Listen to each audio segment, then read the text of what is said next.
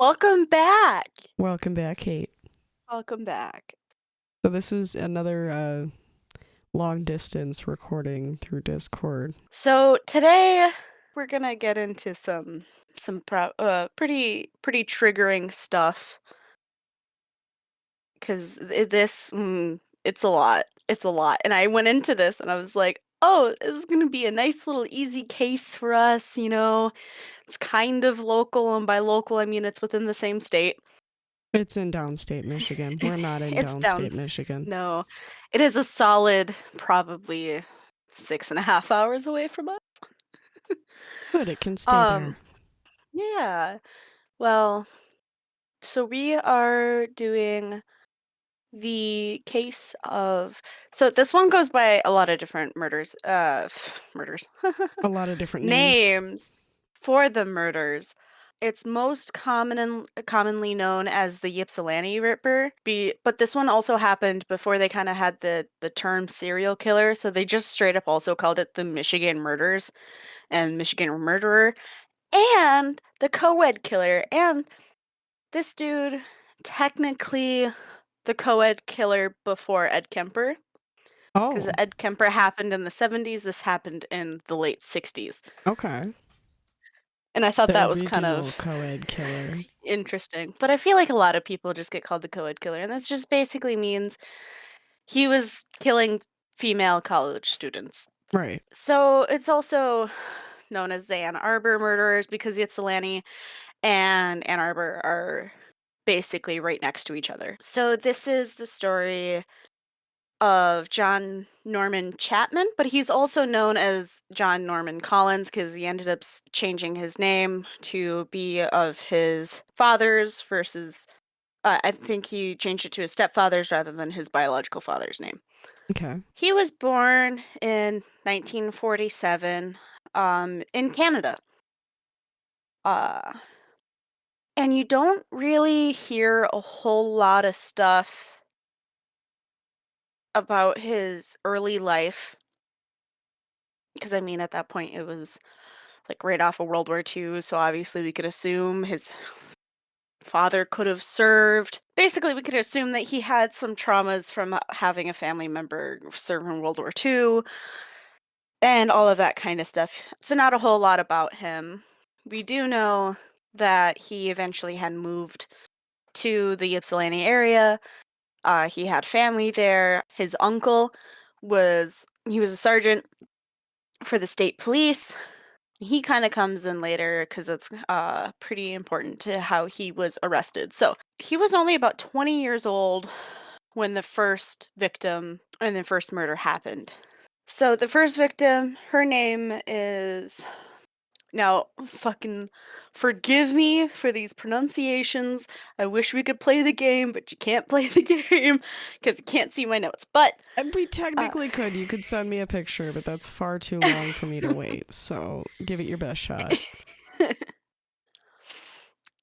I feel like it's a Scottish name. I think it's Flazar. It's Flezar. Flazar seems Flezar. Zar. hmm Fuck if I know.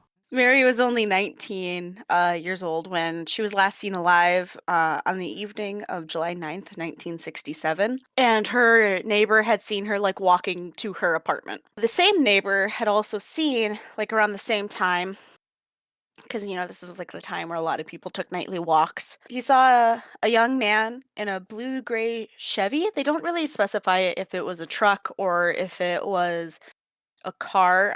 Okay. Feel like it might have I been a feel like it truck. might have been. I feel like the Chevy would have probably done a little bit more trucks. I don't hmm know car history. This would be a good question for Teddy. This would be. He just pops into the other Discord just to see. I'm gonna assume that it was probably a pickup truck, because I mean it was Michigan, and that's around a lot of farmland. Being from Lower Michigan, I'm fairly certain it was probably a truck.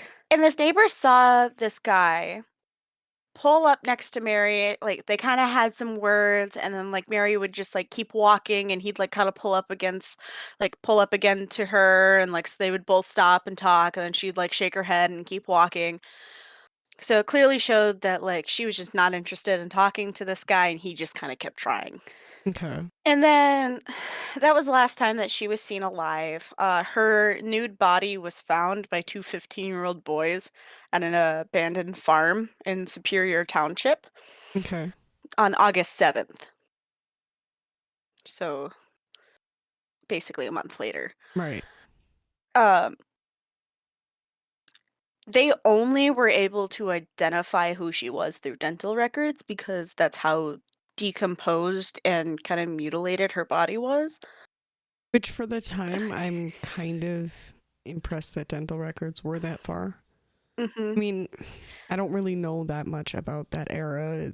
History is not really a strong suit for me unless I'm researching a topic. I don't really know a whole lot about it. So, Right, like, they had X-rays and everything like that. The way that they would be able to do, like, quote, unquote, "DNA evidence," they were basically just looking for if blood had the same blood type.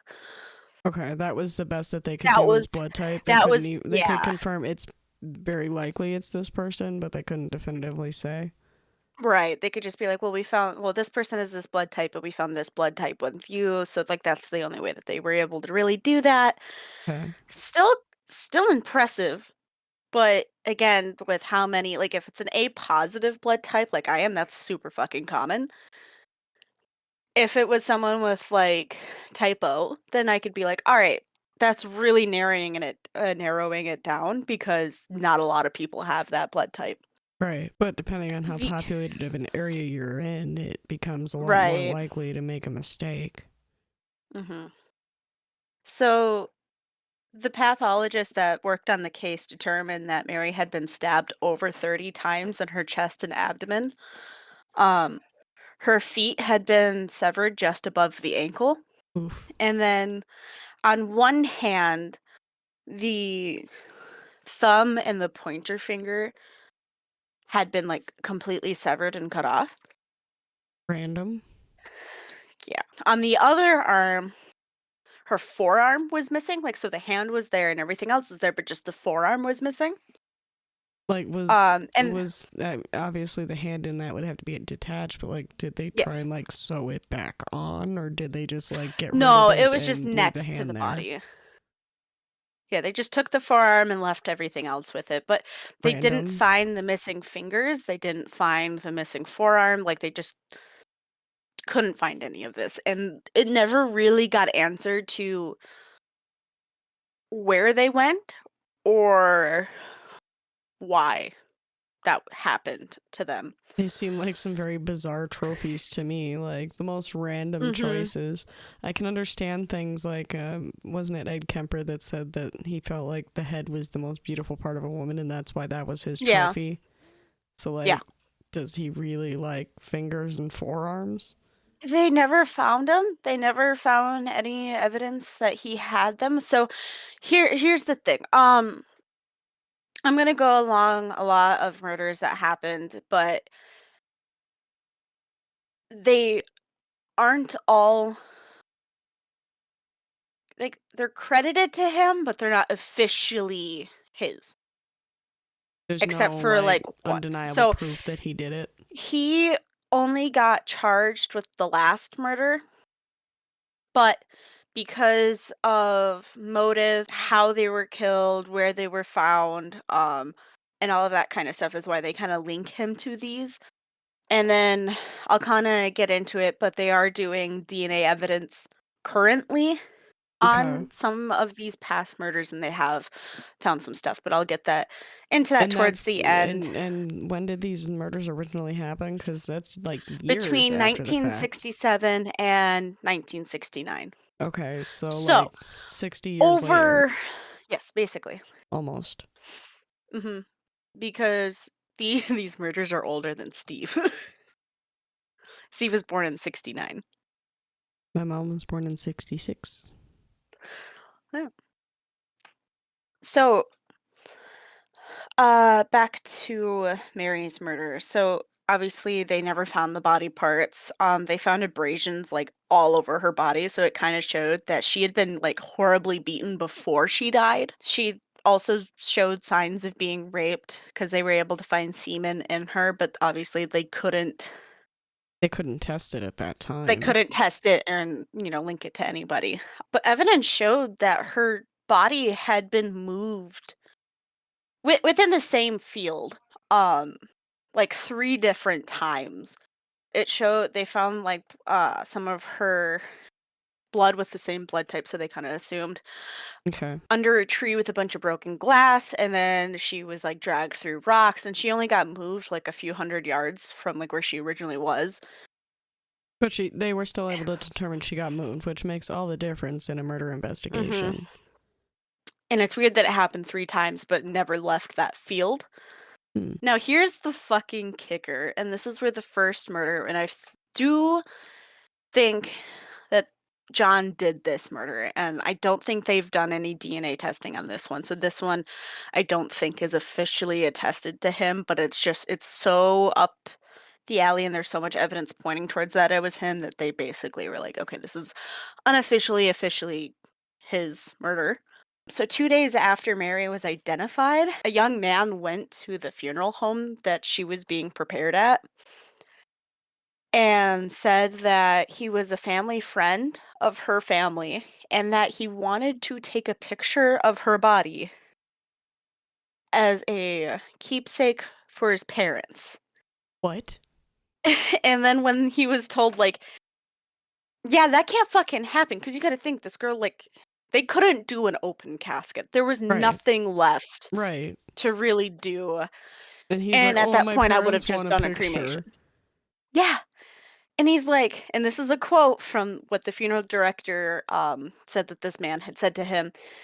You mean you can't fix her up enough just so then I can get one picture of her?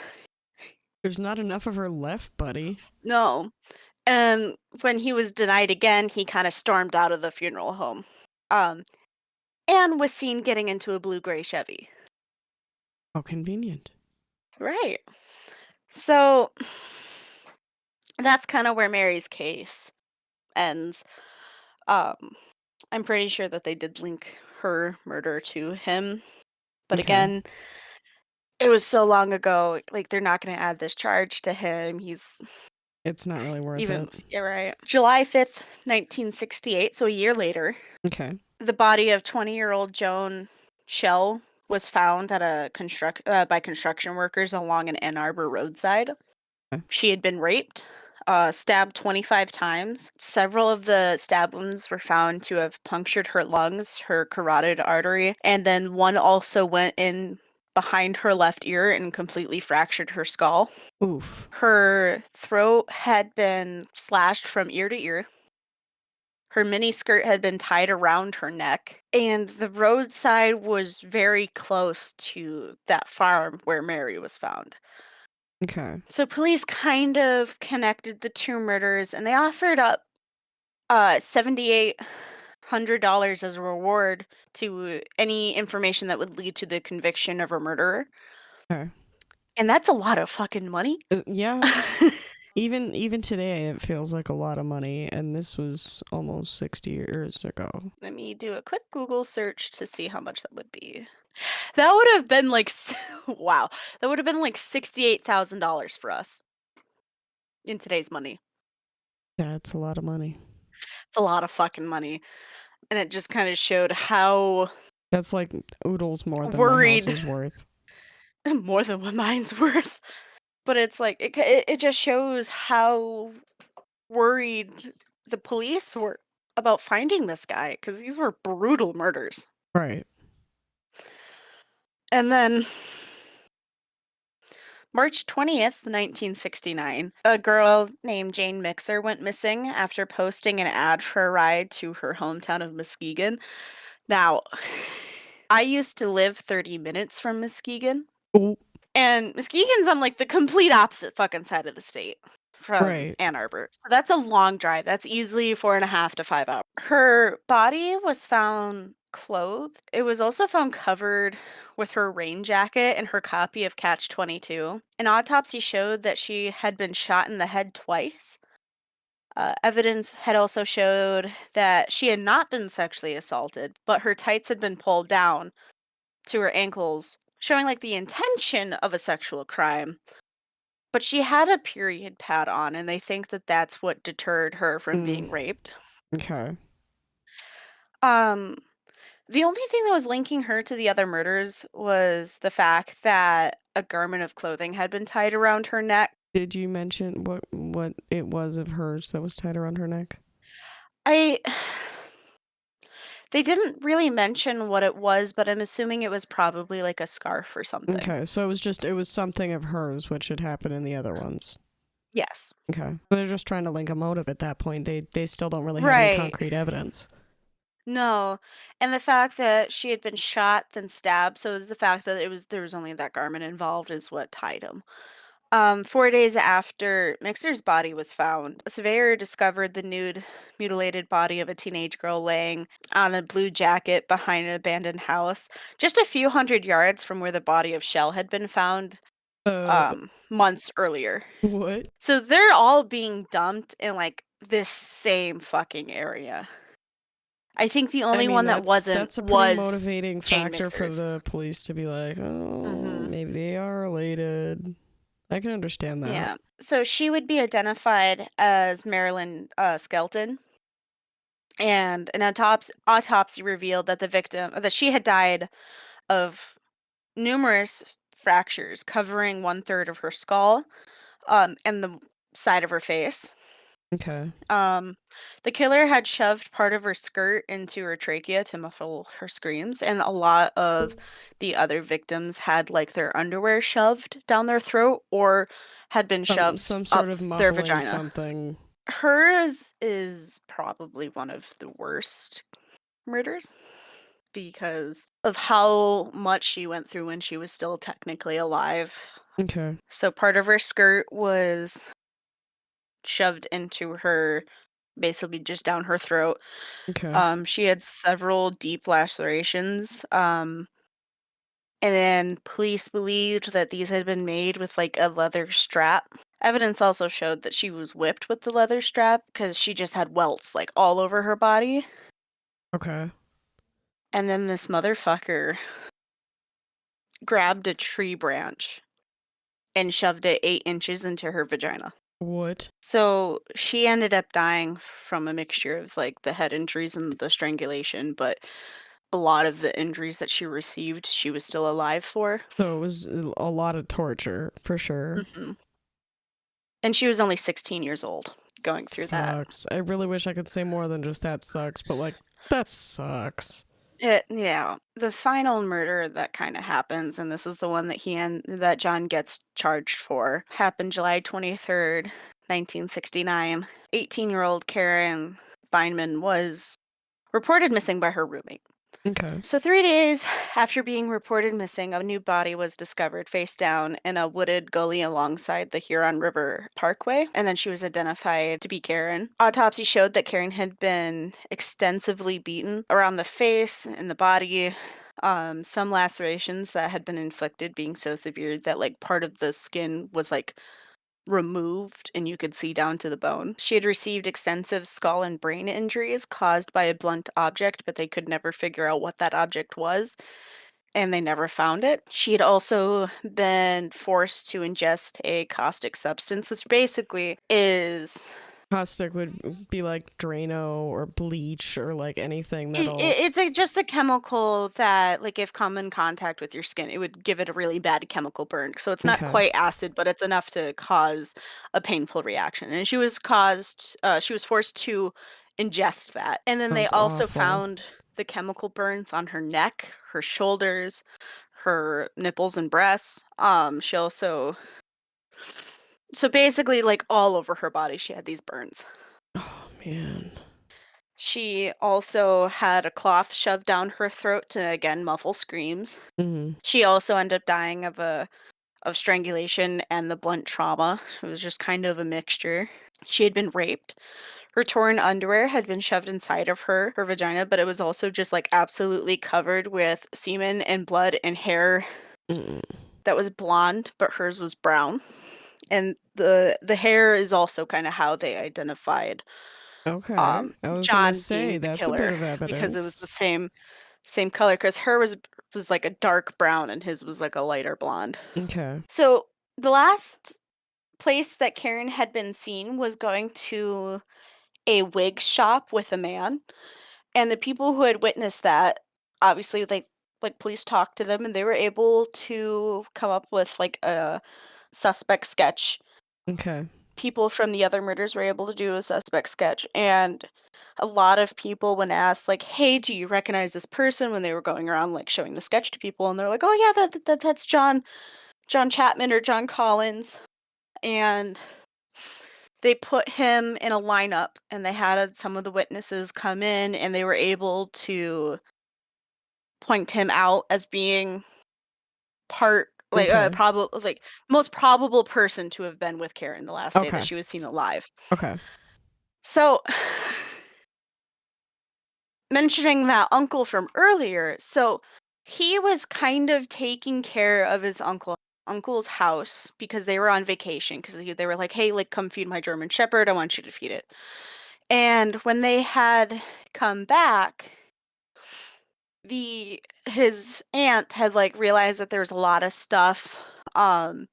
There was, like, ammonia missing, laundry detergent, some black spray paint. There's, like, a whole bunch of stuff in their basement that looked kinda sketchy.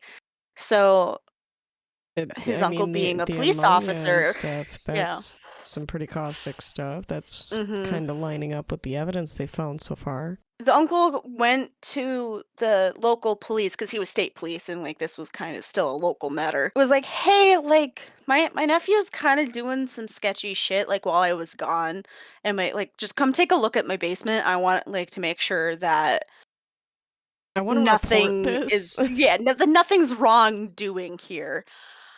And when they got to the basement, they found, like, a whole bunch of hair clippings found beside, like, the washing machine, and, like, the police thought that was, like, really weird, but then it turned out that, like, the aunt regularly clipped their kids', like, hair. So it seemed weird, but that one thing was actually kind of Right, but it like, was no, this this is see, like normal. right, but it was the same color because since they're all related, they all had, like, blondish hair, and Okay. that's why they were like, "Whoa." So that was kind of ruled out, but then they found, like, 9 different areas of the basement that had blood stains. Oh, And then 2 of the blood stains were discovered to be type A, which was the same blood type that Karen had. okay. Um, and then they took the hair from the panties that were found inside Karen, and then they took the hair that was found in the basement, and they kinda, like, looked at them. They're like, "Okay, well, these are, like, very fucking similar." Right. So they couldn't prove if it was exactly John's, but they knew, like, it came from somebody who was in that household. Right. Because Karen wasn't found in the basement, obviously. Ultimately, everything at this point was lining up that it was very likely that these things happened in that basement. Mhm. Yeah. So what they think is that these women were murdered in the basement and then dropped off in this farmland area. Just dumped out there. Right. Since they only had the hair and blood and all of that matching Karen, that's the only one that they were able to go after him for. Hmm. Obviously, they arrested him and it went to trial. During the trial, it kind of came out that the victims were killed in the basement and that he forced his roommate that he had to give up a false alibi when the roommate was being questioned, because obviously, like, if you're leaving in the middle of the night and then coming back and, like, obviously you're covered in blood, because I'm sure he wouldn't be smart enough to shower at his uncle's house. Right. So they're like, That's a little sketchy." So August 1970, Collins was found guilty of first-degree murder. He was sentenced to life in prison with no possibility of parole. How old was he at his sentencing? Let's see, in 67, he was 20, so 23, 24. Still young. still pretty young. Okay. Though I also found, like, some kinda conflicting things because there were some people that were saying or some sources that were saying that he was 30 at the time of the first murder. I mean, I'm gonna say that he was probably pretty young, and I'm gonna go with, like, the birthday that I was able to find because, like, the birthday was Okay. consistent, but, like, it just seemed like people couldn't do the math right. Math was hard. It still is. Right. He was asked if he had any last things to say before he was, like, technically sentenced. Okay. And I'm curious. he said, I have two things to say. I think they, the jury, tried to give me a fair trial. The jury did not take this task lightly, but I think things were blown out of proportion. The circumstances surrounding this case prevented me from getting a fair trial, and it was a travesty of justice that took place in this courtroom. I hope someday it will be corrected. Secondly, I never knew a girl named Karen Beinman, and I never had a conversation with her, and I never took her to a wig shop. I never took her to my uncle's home. I never took her life. He was then informed by the judge after that if the juror's verdict was wrong, the error would be corrected in due course. Okay. At first, he was sentenced, before he had the life term, he was sentenced to hard labor in a solitary confinement prison in southern Michigan. Okay. Didn't know that was a thing. Well, I suppose Yeah. it probably was at that time. And they did try to appeal a couple of times, saying that he was wrongly identified and that they wrongly charged with it. Falsely accused, all that business. Yeah. Here's the thing. In California, there was a murder that happened that had very similar facts that shared with the same kind of evidence and all of that kind of stuff that happened in Michigan. And her name was the victim's name was Roxy Ann Phillips. Okay. And they kind of I don't know when he was in California. I don't know when that murder took place in California, but California was already they were like, "Hey, we think this person committed Also this did murder. this one, yeah. We want him." And then they saw that he got life in prison in Michigan, and they're like, "You know what? He's already serving life. We're just going to drop it." So they just Right. completely didn't charge him with this other murder, and I feel like That they don't victim know if didn't he get their actually did it. justice. But that family didn't get their justice at all because who knows if John actually was the one that Yeah, killed this it woman might have and they been just somebody completely completely dropped it. different, yeah. In 1977, Collins was transferred to Marquette Prison, Hmm. and that's because the prison that's in Marquette is pretty high. It's a high security level prison. And he got sent there because he kept trying to run drug rings at the other prisons that he was in. And What? then he also tried to escape with another prisoner, but he ended up breaking his foot and getting caught. So they're like, "Okay, you're going to a more high security That's prison." it. Go to Cold Land. And it just he just seems like he's always getting busted for having drugs and all of that kind of stuff. He's 76 now. Jesus. He's still alive? Um he's still alive.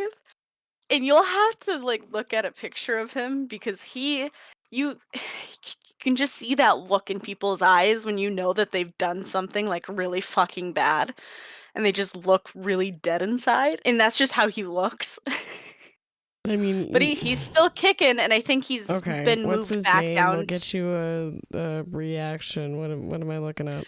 John Norman Chapman. And you could actually I found a thing to where you can see if he has any things that he can't do in prison and all of that kind of stuff, restrictions and all of that kind of stuff. And You get the same look when you're depressed, though. Let's be real. mhm. That's the face of a man that just doesn't give a shit anymore. And then I'll also send you this picture so then you can kind of see how close these women were all found within a vicinity. Oh, wow, yeah. So they were all Yeah, so right they were. next to each other. And then I believe I also missed a murder, and there was another murder of Dawn that was found. And I Don believe, Basin, I see on there, yeah. pretty sure, obviously, she was probably killed in the same manner. So in 2005, they decided to because Michigan kind of went through this phase of where they're like, okay, we're going to take a lot of these people that we don't know who the murderers are, and we're going to go in through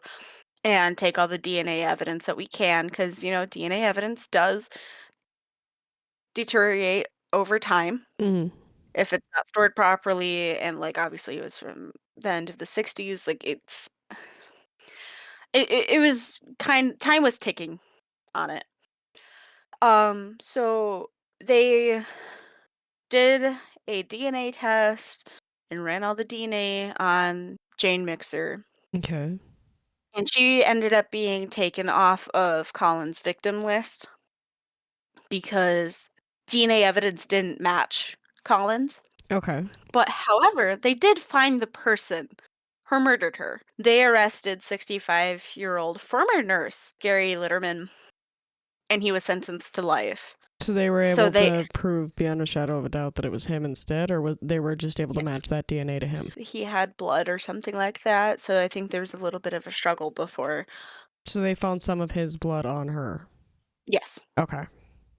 So his DNA made it onto her. And Gary was sentenced to life for her murder. So that family waited for a while, but they ended up getting justice, and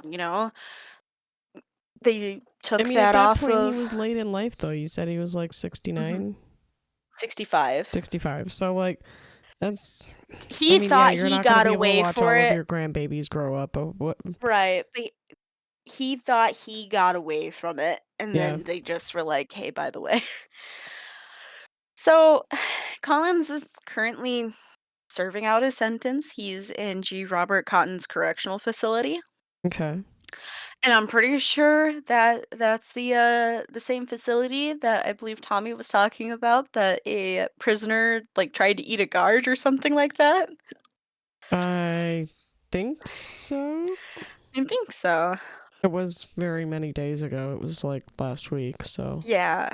But here's the thing, he gets a lot of people who write to him, What? and they're mainly women trying to get love notes from him, and I don't get it. I don't. And he still continues to claim innocence over any of the murders. And, you never know. It just with how old those murders are, but without a doubt, he definitely killed at least Karen. But yeah, that I that mean, was the Ypsilanti Ripper. looking at some of the pictures from when he was younger, I can totally see why some of them would be writing to him. Not now though, But not now. because oh man, does he did not age well. Eh, you could have aged worse. Yeah. So, that was the Ypsilanti Ripper. Yeah. I don't really have an interesting or funny way to wrap this up today. No, no. It's been a pretty heavy bit for me, so we're just gonna wrap this up quickly. Don't Mhm. forget to check us out on social media. You'll always get your little sneak peek into what the next episode's gonna be if you follow us on Facebook or Instagram. Links down below. Feel free to answer a question on whether or not you've got any tips or advice, or if you've got cases you want researched. We will see you guys next week for the matinee. Bye. Bye.